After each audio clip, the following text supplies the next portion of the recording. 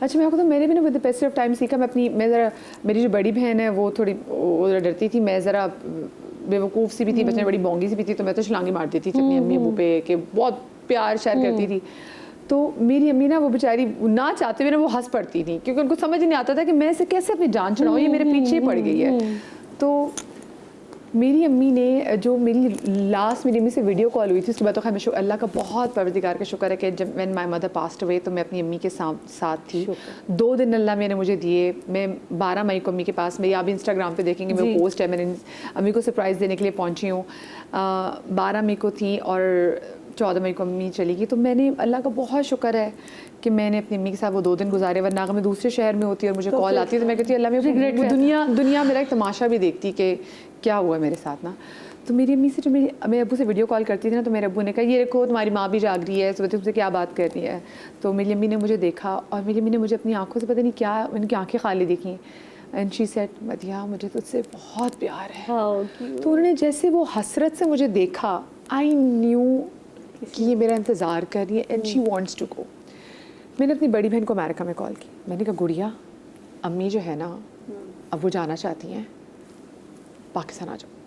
तो मेरी बहन कहती नहीं। फिर उन्होंने कहा कि मदिया नहीं, मुझे सबने बताया अम्मी ठीक है, मेरी सास ने भी चक्कर लगाया। मैंने कहा मैं तुम्हें बता रही हूँ शी इज़ नॉट वेल। मैंने अपनी बहन से कहा देखो तुम ये मत कहना कि अगर, क्योंकि मुझे जैसे मैं फैसल से कहती थी, मैंने कहा मुझे एक बहुत घबराहट होती थी। मैंने कहा मैं जाऊँगी ना गुड़िया अम्मी से मिलने चलेगी, लाहौर चलेगी तो अम्मी चली जाएंगी, क्योंकि उनका इंतज़ार ख़त्म हो जाएगा। मैंने उनकी आंखों में, कोई बच्चा ऐसा होता है ना कि जो माँ को जिससे बहुत होती, तो मैं अपनी अम्मी को जानती थी।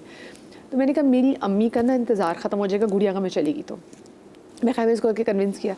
उसके हस्बैंड ने जब अम्मी को वीडियो कॉल पे देख लिया तो उसको आइडिया हो गया, उसने कहा शनीला तुम जाओ। खैर वो आ गई और जब मैं गई तो एग्जैक्टली था, आई न्यू इट। मैं आपको बताऊँ, मैं ना क्योंकि अम्मी की ना कुछ दिनों से तबीयत ख़राब होने लगी थी, मेरे अब्बू ने मुझे कहा कि ना मेरी अम्मी क्योंकि बहुत उनमें अपनी स्पिरिचुअलिटी का, मेरी अम्मी बहुत मौलाई भी थी, तो उन्होंने कुछ दिनों पहले अपनी डेथ से 4 दिन पहले मेरे अब्बू को खिड़की की तरफ इशारा करके बोला कि देखें निसार मेरी बेटियों को बुला दें आप, मुझे ना करबला से अब आवाज़ें आ रही हैं, बिकॉज मेरी अम्मी इमाम हुसैन से बहुत मोहब्बत तो उन्होंने कहा देखो मुझे करबला से आवाज़ें आ रही हैं, तो मेरी बेटियों को बुला लो।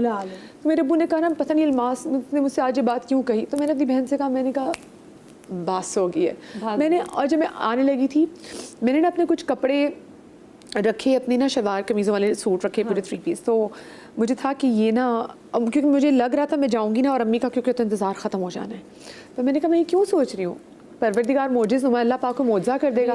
मैंने कहा नहीं मैं अपने वही कॉर्ड सेट निकालूंगी, अम्मी मुझे डांटेगी, वेख्या फिर तू कोई सूट नहीं बनाया दुपट्टे वाला। तो मैंने चीज़ें, पर मैंने वो अपनी अलमारी के बिल्कुल सामने अपने वो सूट रख के आई कि मुझे था कि मैं जाऊंगी, मैं फैसल को कॉल करूंगी कि फैसल ये बाप सूट लेकर आए। और एग्जैक्टली वही हुआ कि जब अम्मी की डेथ हुई तो मैंने फैसल को कॉल की, फैसल वो जो सूट पड़े मैं निकाल के आई थी ना बैग से, वो ले आओ, क्योंकि अब वो मुझे था कि अब तो मैंने रखने। तो वो एक चीज़ मुझे बहुत वो होती, लेकिन मैं कहती हूँ मैं अपने परवरदिगार का जितना भी शुक्र अदा करूँ वो कम है कि मैं अपनी अम्मी के साथ थी। मतलब मैंने इतने बच्चे ऐसे लोग देखे जो अपने माँ बाप से बेइंतहा मोहब्बत करते हैं लेकिन दूर होते हैं। तो मैं इससे बड़ी क्या नेमत है, जाना तो सब नहीं है, लेकिन इससे बड़ी क्या नेमत है कि मैं साथ हूँ, मैंने गुस्ल दिया। ऐसी चीज़ है जो आपका जो दिल का रिश्ता और ताल्लुक़ है ना वो इतना स्ट्रॉन्ग है कि आप जान नहीं सकते उसको। रात को फ़ोन जो है, जैसे मैं अपना फ़ोन रात को, मेरी भी नींद डिस्टर्ब होती है, मैं अपने साइड पर रखती हूँ और बेल ऑफ नहीं करती हूँ। मेरे मियाँ बंद करके दूर कोने में रखते हैं, कहते हैं तुम तो पागल हो।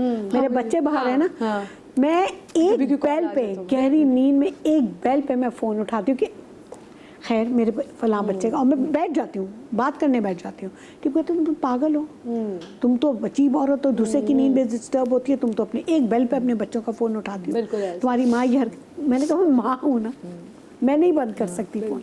मेरी अम्मी सुबह मुझे फ़ोन करती थी फजर की नमाज के बाद, आलिया दूध पिया, अच्छा विटामिन खा लेना, अच्छा ये तुम्हें तो अपनी फ़िक्र नहीं है, मैं अभी पूछ रही हूँ तुम्हें कोई नहीं पूछेगा। उसके बाद किसी ने नहीं पूछा, नहीं पूछता कोई, उसके बाद किसी ने नहीं पूछा। आपने वैसे इजहार मोहब्बत किया अम्मी से?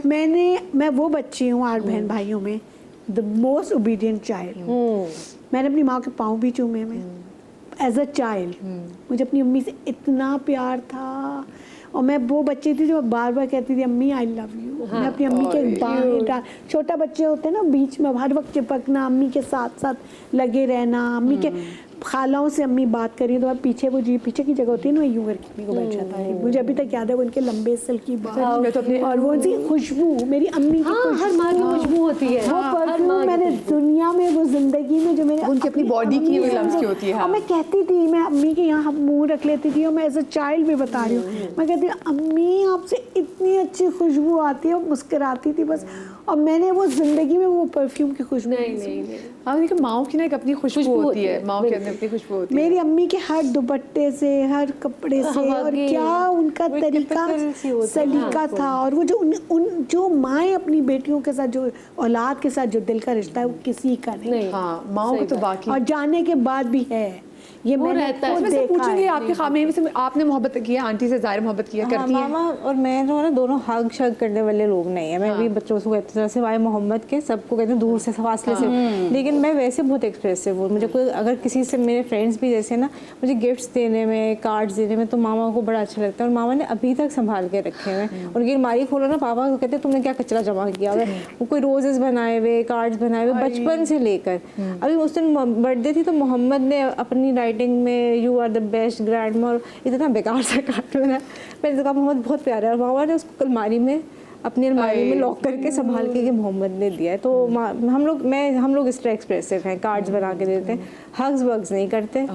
मेरे बच्चों को बहुत शौक है। लेकिन भाई मैं कहती हूँ ये जरूर करना चाहिए बच्चों के लिए भी और अपने पेरेंट्स के लिए, अपने फादर के लिए। लास्ट तक मैं उनके साथ ऊपर चढ़ते रहते हैं। मोहम्मद तो वो जैसे ये कह रही है ना, ये अब मोहम्मद ये करता है, मैं बैठी हूँ किसी से बात करूँगी ऊपर आ जाएगा, कभी इधर लेट जाएगा, कभी कहेगा मेरे से बात कर लें बस। मतलब हारून बैठे होंगे, हारून और मेरे बीच में आके बैठ जाएगा कि मेरी माँ है बस, आपने नहीं बात करनी। वैसे क्या आप लोग इमेजिन करें कि आज से कुछ सालों बाद हमारी माँ थी, हाँ, दिन हमारे बच्चे भी, हमारे बेटे भी ऐसे बैठ के बात करते हैं। अच्छा, लेकिन एक चीज़ मैं आपको बताऊँ, खैर अब ब्रेक आ गई है, ब्रेक के बाद गुफ्तगू के सिलसिले को बढ़ाएंगे ब्रेक के बाद।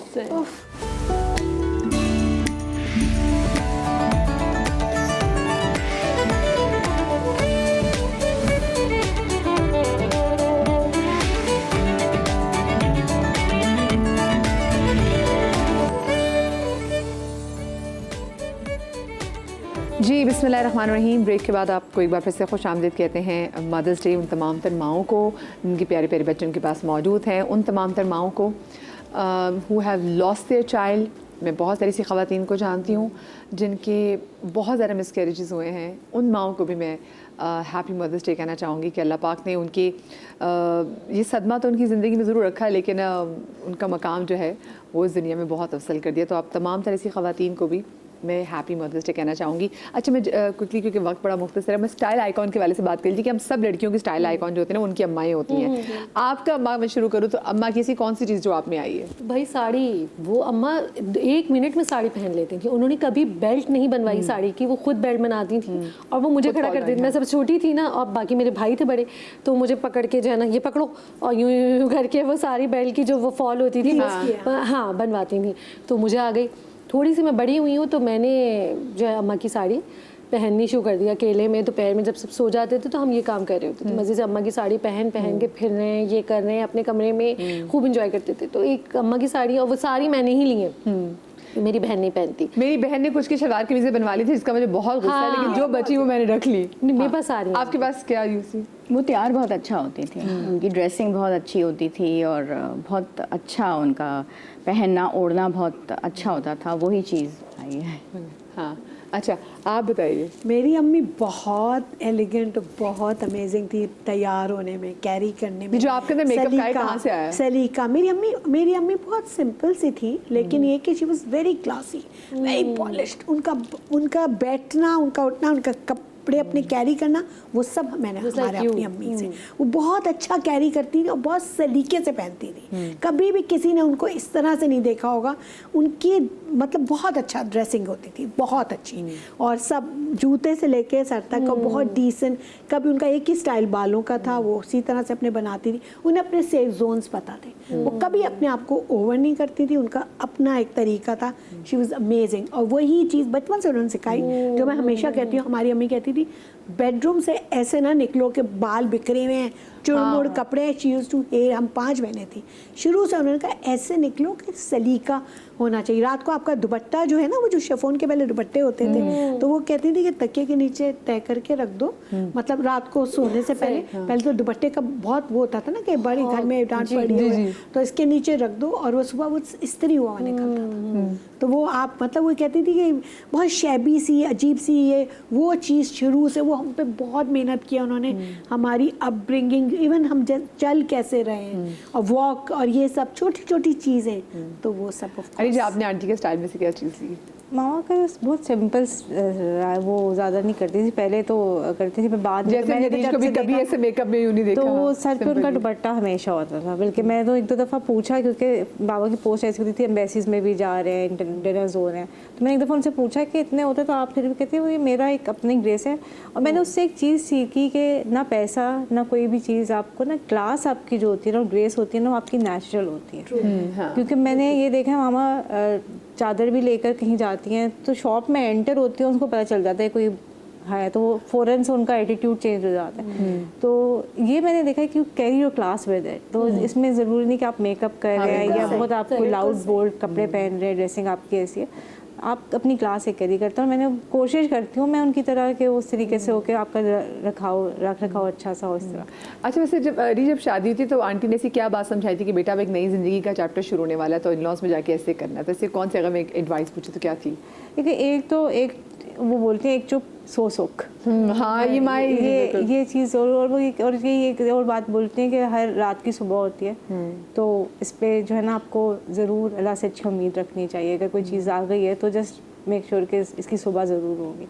ओह, कितनी वैसे गहरी बात है। बाकी बड़े बुजुर्ग ये कहते हैं भाई एक चुप 100 सुख, तो अब समझ में आती है वो चीज़ें भी, लेकिन ये जो बात है ना, ये तकात के हर रात की सुबह होती है, इसका मतलब है ये हमारी माँ ने ना हमें बहुत सब्र दिया है, बहुत सब्र। और कहीं के मुझे लगता है थोड़ा ज़्यादा ही, कहीं के ऐसा लगता है थोड़ा ज़्यादा ही सब्र दे दिया। हाँ हाँ, बहुत कहीं के होते हैं कि ये अम्मी थोड़ा ज़्यादा सब्र आ गया, अब क्या करें। आपको आंटी ने ऐसे क्या मशवरा दिया? अम्मी, क्योंकि उस वक्त सही बताऊँ मैं तो मुझे बहुत गुस्सा आता था, कोई भी बात मुझे बुरी लग जाती थी। घर में ज़ाहिर है मैं लाडली थी, सबसे छोटी थी, तो अपने घर का एटीट्यूड अलग होता है, लेकिन जब मैं ससुराल में जा रही थी तो मैं सबसे बड़ी बहू थी ज़ाहिर, और भरा पूरा ससुराल था मेरा, कोई ये नहीं था कि मैं बिल्कुल अलग थी। इनकी दादी भी थी, मेरे सास ससुर भी थे, देवर थे, सब थे।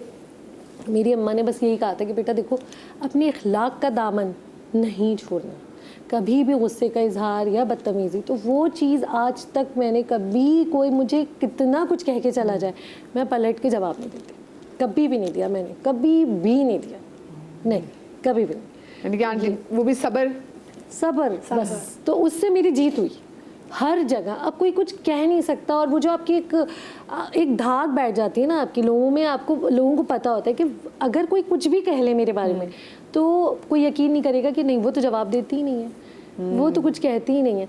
देखिए, सही को सही कहना ठीक है, लेकिन अगर कोई आपसे बिल्कुल ही अगेंस्ट हो के आपसे बदतमीजी कर रहा है या आपको कुछ कह रहा है, मैं पलट के जवाब नहीं देती। आयशा, आप बताएं। मुझसे कोई गलत काम हो गया, मैंने बहनों को डांट दिया, कोई भी ऐसी चीज़ जिस पे अम्मी को मुझे डांटना है, तो वो थी डेली वालों का एक रख रखाव होता है, एक उनका तरीक़ेकार होता है सब चीज़ों में। अब उनको मुझे डांटना है तो उनका सिर्फ एक जुमला होता था कि आयशा तुम्हारा नाम है, तुम अपने नाम का ख्याल रखा करो, तुम्हारा नाम है ये, तो ये देखो कि तुम्हारा नाम क्या है, तुम क्या कर रही हो। बस जब वो ये जुमला बोलती थी ना, तो मैं जो कुछ भी कर रही हूँ, शरारत कर रही हूँ, हाइपर में बहुत थी और बहुत वो थी मैं, उसमें उस जगह पे ना मेरी दम निकल जाता था। उनका ये एक जुमला होता था, आयशा तुम अपने नाम का तो ख्याल करो, and that's it, and I was like over. आपको आंटी ने क्या? मेरी अम्मी ने सबसे इम्पोर्टेंट तो हर बात पे था सब्र बर्दाश्त, ये तो हर वक्त आप कोई सब्र करो। और हमारी मैं अब की माँ और तब की माँओं का फ़र्क बता रही हूँ कि हमारी माँओं ने कभी भी हमें, जिसे कहते हैं ना पट्टियाँ पढ़ाना, जैसे मैं कुछ माँओं को देखती हूँ, जैसे शादी से, क्योंकि मेरा इस चीज़ से ताल्लुक़ है, मैं देखती हूँ माँओं को कि तुमने ये करना है तो ये करना, अच्छा तुमने ये कहा तो ये जवाब, तो बस बेटियाँ बसती कैसे हैं, उनको छोटी छोटी बातों पे ये नहीं कहना कि अच्छा तुमने ये सुनाया वो सुनाया ना। मैंने अपनी कभी, क्योंकि मेरी माँ ने मुझे ये नहीं सिखाया, तो मैंने अपनी बेटी को ये नहीं, उसने कभी जवाब नहीं दिया। तो और एक बात जो मेरी अम्मी ने मुझे जाते हुए मुझे अभी तक याद है, बार बार मेरी अम्मी को यही फिक्र थी, क्योंकि हमारे घर में नमाज पे बहुत ज़्यादा जोर था। तो अम्मी ने मुझे चलते चलते, मेरी अम्मी बहुत ही शाय टाइप की थी, बहुत ज़्यादा वो नहीं थी, बहुत बातें कर रही हैं बैठ के बेटियों से, बहुत ही क्वाइट और शाय थी। लेकिन मुझे आखिर में चलते पीछे नमाज, उठ के अपनी नमाज पढ़ लेना, अपनी नमाज, मतलब उन्हें ये फिक्र थी कि कहीं मैं नमाज ना मेरी छूट। कितनी प्यारी। अच्छा मुझे बताएं, अपनी अम्मी की ऐसी कौन सी चीज़ है जो आपके पास अभी भी मौजूद है, आपने बहुत करीब रखी हुई है? बहुत सारी चीज़ें हैं। अम्मी के कपड़े हैं, अम्मी का दुपट्टा मेरे पास है, बहुत सारी बर्तन उन्होंने मुझे बहुत, जब मैं अम्मी के पास जाती थी, अम्मी को पता नहीं बर्तन जमा करने का बहुत शौक, घर की चीज़ें, पर्दे ला रही हैं, बेडशीट्स ला रही हैं, वो मैं जब भी जाती थी, आप यकीन करें, कभी वो मुझे कोई पतीलियों का सेट, कभी नॉन स्टिक का कोई सेट, कभी, हालांकि हम एक ही शहर में रहते, मतलब ये भी नहीं कि दूसरे शहर से मैं आ रही जैसे आप जाती नहीं लाहौर, ऐसा नहीं था। कभी मग्गे, कुछ भी। मैंने कहना छोड़ दिया था अम्मी को कि अगर मैंने ये कहा ना, अम्मी कितना प्यारा आप लेकर आई हैं, अम्मी मुझे दिखा दी नहीं, वो तो भैया पैक वैक करिए, वो तो सामान के साथ कि आप बस ये तो बस ले जाओ। तो अम्मी की तो बहुत सारी चीज़ें मेरे पास हैं, और अब्बा ने मुझे बहुत सारी किताबें दी, बेइंतहा किताबें के रखने की जगह नहीं है, इतनी ढेर किताबें मेरे पास कि क्या बताऊं। आपके पास आयशा क्या है इनका? ये कामयाबियाँ, ये इज़्ज़त, ये नाम तुम्हारे दम से है। खुदा ने जो भी दिया है वो मकाम तुम्हारे दम से है। तुम्हारे दम से हैं मेरे लहू में खिलते गुलाब, मेरे वजूद का सारा निज़ाम तुम्हारे दम से है। बस ये सब मेरे पास है, मेरी अम्मी मेरे पास नहीं है। हाँ, ये बिल्कुल बिल्कुल। आपके पास क्या है? मेरे पास तो जो भी, बिल्कुल इनकी वाली बात के बहुत कुछ है मेरे पास भी, अम्मी का दी हुई चीज़ें बहुत हैं, मगर उनकी जो तरबियत है, जो उन्होंने मेरी अपब्रिंगिंग की है, और जिसकी सब माशाल्लाह अल्लाह का शुक्र है, सब तारीफ़ करते हैं। और फिर आगे जैसे मैंने अपने बच्चों की है, और जब कोई उनकी तारीफ़ करता है तो वो जो, और जो आज जो भी मकाम है, वो it's because of my parents, उनकी अपब्रिंगिंग। और बहुत अमेजिंग चीज़ें तो बहुत कुछ है, बहुत कुछ है। उनके दुपट्टे हैं, उनके कपड़े रखे हुए मैंने, जो मेरे हिस्से में चीज़ें आई थी वो सब बिल्कुल दिल से संभाल के रखी हैं मैंने, और वो सब है। लेकिन मैं जो भी हूँ आज, ऑफ कोर्स वो तो लगता है अभी भी जो है, बहुत से ज़िंदगी में चीज़ों में फंस जाती हूँ, फिर मुझे ऐसा लगता है कि ठंडी सी हवा चली है कहीं से, और फिर चीज़ें मेरी थोड़ी बहुत बेहतर होने लगी। ऑफ कोर्स मेरे अल्लाह में मेरे अब्बू को लंबी ज़िंदगी थी। मेरे अब्बू खुद, मैं 11 साल मुझे हो गए कराची शहर में शिफ्ट हुए हुए, और मेरे अब्बू मुझे बताते थे कि वो ज़रूर असर के टाइम में मेरे लिए 2 रकत नमाज नफल ज़रूर पढ़ते थे कि मेरी बच्ची के अच्छे नसीब हो। तो मैं बड़ी खुशकिस्मत हूँ अल्लाह में, मेरे अब्बू को लंबी ज़िंदगी थे। जिनकी माएँ हैं उनके पास तो पूरी मान से क्या पूछना कि अम्मी की क्या चीज़ है। लेकिन हाँ, मैंने अपनी अम्मी की अकीकी जो रिंग मेरी अम्मी हर वक्त पहनती थी वो मेरे पास, जो मेरी अम्मी का आखिरी का दुपट्टा था वो मेरे पास, मेरी अम्मी का, बल्कि मेरी सास का, जो मेरी मदर इन लॉ थी, उन अम्मी को भी मैंने, जब अम्मी की कुछ चीज़ें दे रहे थे तो उन्होंने कहा कि अच्छा, क्योंकि नए सूट ख़वातीन तो ख़रीदती हैं, तो जैसे मैंने अपनी अम्मी के भी जो कपड़े उन्होंने पहने हुए वो लिए, और मैंने अपनी सास का भी, जो मेरी सास ने जो उनको एक सूट पसंद था जो मैंने अम्मी को गिफ्ट किया था, तो मैंने कहा ये अम्मी ने पहना हुआ सूट, अब मैं इसको अपने नाप का करा लूँगी, मुझे ये चाहिए, क्योंकि बाकी नए जोड़े आपने क्या करने हैं, आपको एहसास तो वही पुरानी। जैसे अम्मी की ऐसी शॉल है जो मेरी अम्मी ने ओढ़ी हुई है, तो वो मैंने ड्राई क्लीन उन्होंने नहीं भेजी, और ना वो मैंने पहनी। वो खुशबू, मुझे डर होता है अगर मैं पहनूंगी ना तो मेरे परफ्यूम की इसमें खुशबू ना चली जाए, जो वो अम्मी वाली खुशबू है ना वो उससे निकल जाएगी। तो माँ तो एक ऐसी चीज़ है कि उसके जाने के बाद उसकी खुशबू भी जो है ना वो आपको इतनी अजीज़ हो जाती है। जब खुद जब आप माँ बनी थी, आपने क्या सोचा था कि ऐसी कौन सी चीज़ें हैं जो मेरे पास मेरी अम्मी से हैं, मैंने अपने बच्चों में ज़रूर देनी है? मैं तो क्या, जब मैं कुछ नहीं कहती, मामा खुद ही कह देती है, क्योंकि मुझे ज्वेलरी का ज़्यादा शौक नहीं है। मुझे एक तो वैसे भी मेटल एलर्जी हो जाती है, गोल्ड आप ज़्यादा पहन के बाहर निकल नहीं सकते। तो कोई चीज़ होती है ना, मुझे माँ कहती तुम्हारे लिए, यदि तुम क्या पहनोगे, तुम्हें तो पसंद नहीं, मैं नाया को दे देती तो उनको वो ज़्यादा खुद से डायरेक्ट ही खुद ही बता देती है मामा। लेकिन चीज़ें होती हैं, मेरी नानी की चीज़ें कुछ मामा ने मुझे दी हैं, क्योंकि उनको पता है मैं चीज़ें संभाल के बहुत रखती हूँ। तो नानी का एक बैग था, इजिप्ट से आया हुआ था वो। और कोई आदत वगैरह इसकी, स्पेशली जो जब वो पहली बार रीच खुद अम्मा बनी थी, तो क्या सोचा था, क्या चीज़ जो मेरी अम्मी ने मुझे सिखाई थी मैं आगे भी सिखाऊंगी बच्चों में? डिसिप्लिन का ही मुझे था, लेकिन अनाया जो है वो बिल्कुल मेरी ऑपोजिट है। सॉरी टू से एक बच्चा रिबेलियस निकल आता है। हाँ, मोहम्मद मेरे जैसा है। और अहान बहुत अच्छा बच्चा। अहान जो है ना वो हर बात मानता है मेरी। तो जैसे मैं अगर एज ए मदर अपने आप को, तो मुझे लगता है मैंने अहान पे शायद मेहनत भी ज़्यादा की है। फिर आप आहिस्ते आहिस्ते थोड़े कंफर्टेबल पहले बच्चों के समय सबकी वजह मेहनत होती है। अल्लाह पाक हम तमाम सब लोगों के बच्चों को लंबी उम्र दे, सेहत दे और हमें उनकी खुशियाँ देखना नसीब करे। आप लोग अपना बहुत सारा ख्याल रखिएगा। शाद रही, आबाद रही, अल्लाह पाक कभी आपको लाभ गम ना दे। ज़िंदगी में तो कल मुलाकात होगी। अल्लाह हाफ़िज़।